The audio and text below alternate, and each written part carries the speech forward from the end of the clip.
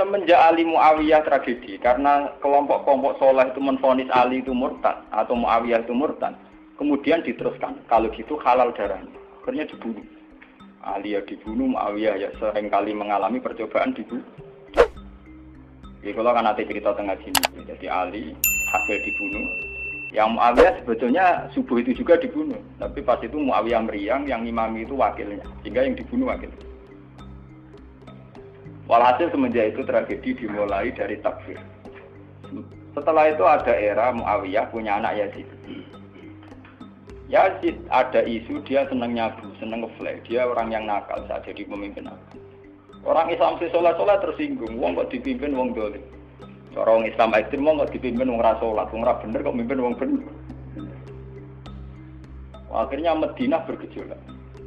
Madinah bergejolak ini kemudian banyak yang mervokasi Said Husain supaya ngambil alih kepemimpinan sinten. Ya. Sampai nak cerita ini tragedi ke saya. Walhasil Said Husain akhirnya lewat bantuan orang-orang Kufah. Orang Kufah itu saat ini dari wilayah Irak ya. Jadi kayak Kufah, Asfahan, terus Nahawandu itu ikut wilayah Irak dulu. Ketika Irak pecah dengan Iran, ikut wilayah apa? Iran. Dulu yang situ semua itu namanya orang dulu kalau bilang itu Kufah sama Basrah.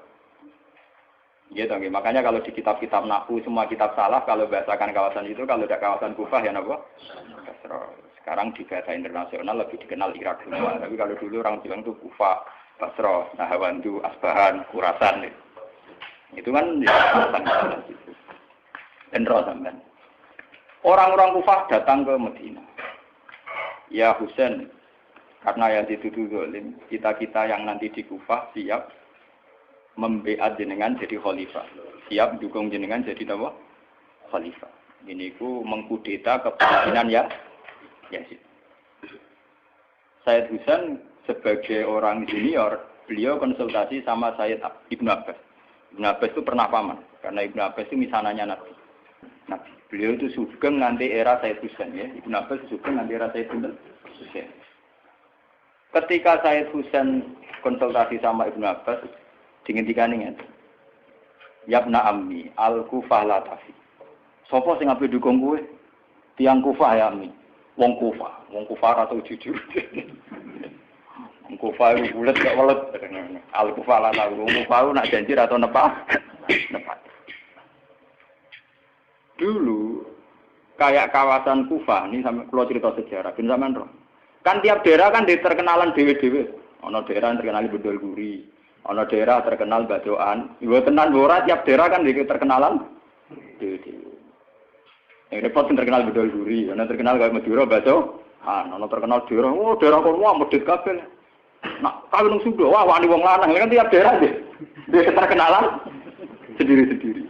Paham ya, karena perilaku budaya orang mesti diciri.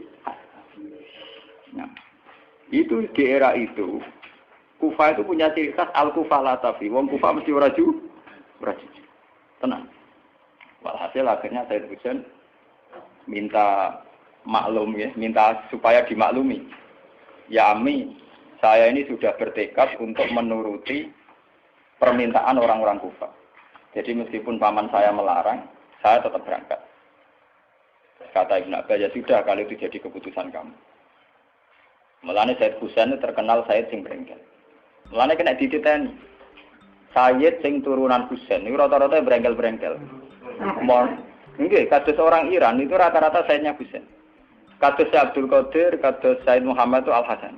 Rata-rata karena Sayyid Hasan dulu itu yang punya keputusan amul istima. Jadi tidak mau perang. Sehingga era Sayyid Hasan yang dikatakan amul istima. Tahun bersatunya umat. Era Husain betul. Walhasil wala-wala cerita Said Husain kersok dibawa orang Kufah menuju Irak.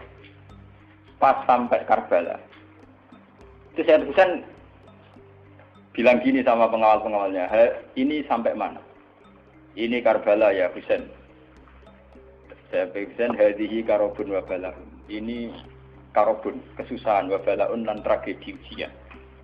Delalah pasukan yang dikirim Yazid bunuh Sayyid dan ya pasti mudik. Dan itu yang diperingati orang Syiah di 10 Muharram yang disebut tragedi Karbala. Makanya bendera-bendera Syiah itu tulisannya ya Husain karena Orang Syiah meringati hari meninggalnya Husain itu jadi hari suci betul. Hari besarnya orang Syiah itu hari tragedi Kabudut Sinten Husain, yaitu di Karbala.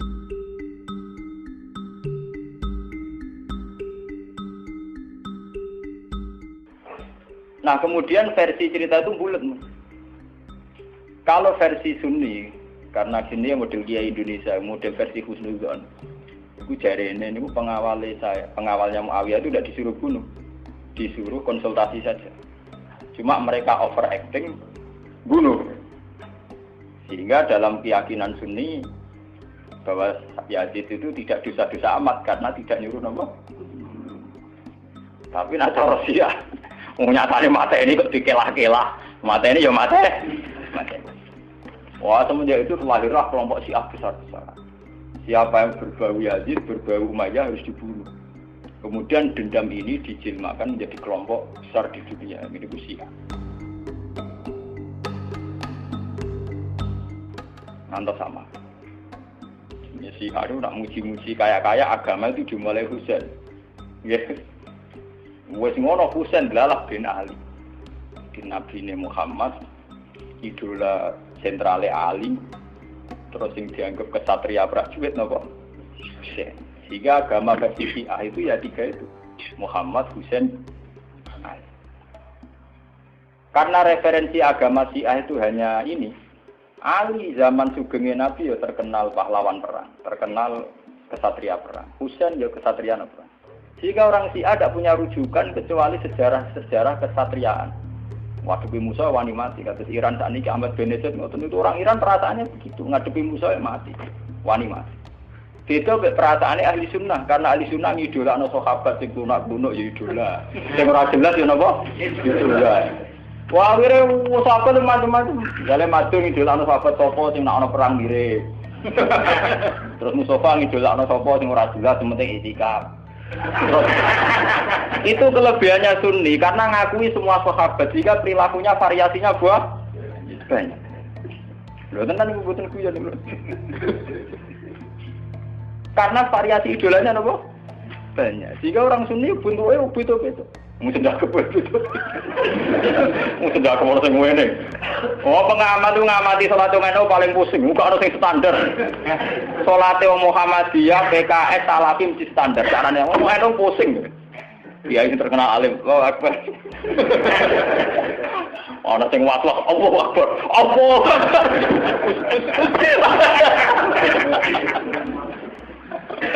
Oh, sedekah kok ono sing ngene, ono sing ngene, ono sing santai. Ono sing lambene nganti ono selik. Karena orang Sunni terlalu banyak tokoh idola, karena keyakinan Sunni semua sahabat itu layak diikuti. Iku mbok barokah mbok laknat pokoke keyakinane wong Sunni iku semua sahabat layak napa? Sahabat macam-macam, akhirnya wong Sunni macam-macam. Itu beda dengan Syiah. Sentral sejarahnya di Husain. Husain sebagai martel perang atau kesatria perang. Ali terkenal Al-Qarrar, orang yang reputasinya juga tentang nama. Jika dalam terminologi Syiah itu tidak ada istilah bil hikmati wal mau'izatil hasanah, sing sabar ngadepi Musa sing santun ora mahal tuh tak Jawa niku mboten mahal. Paham ya? Sampeyan ngerti kenapa Syiah cara berpikir demi nek Sunni mboten. Mau kiai iku dhisik ning daerah Abangan. Mujite sik Islam ora males. Malah dungo. Wah cerita seputar rawani tok. Seputar sabar, seputar gawah. Jarang kok kiai Sunni wani jotosan.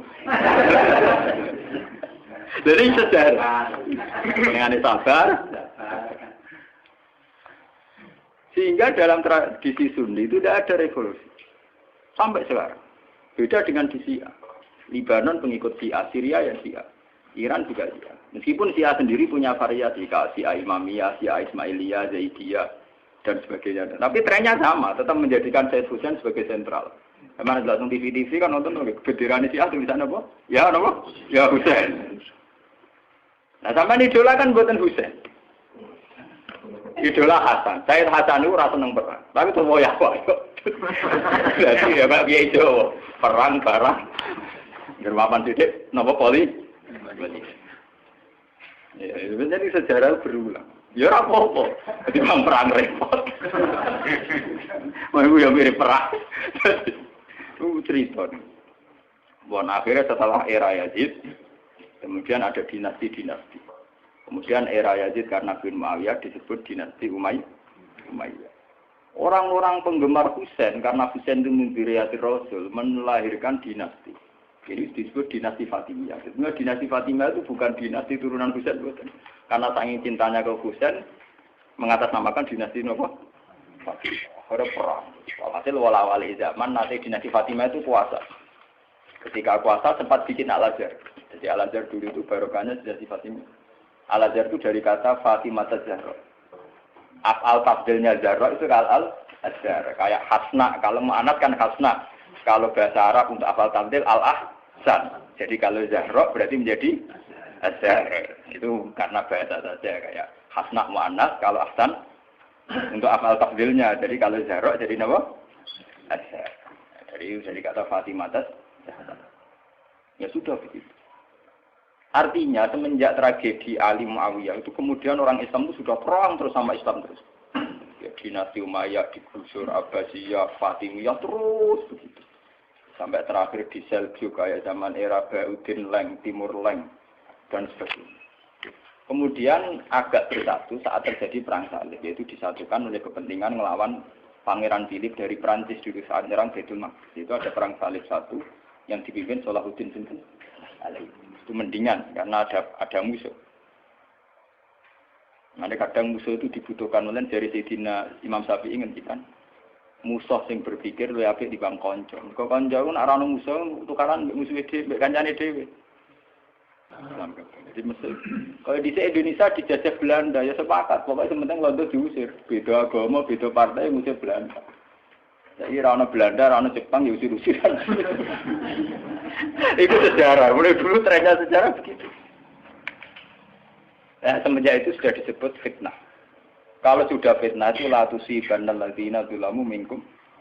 Yang kena tidak yang salah saja, yang soleh juga kena. Kalau fitnah itu sudah kena, sudah jatuh, pasti yang kena semua. Yang soleh juga ikut kena.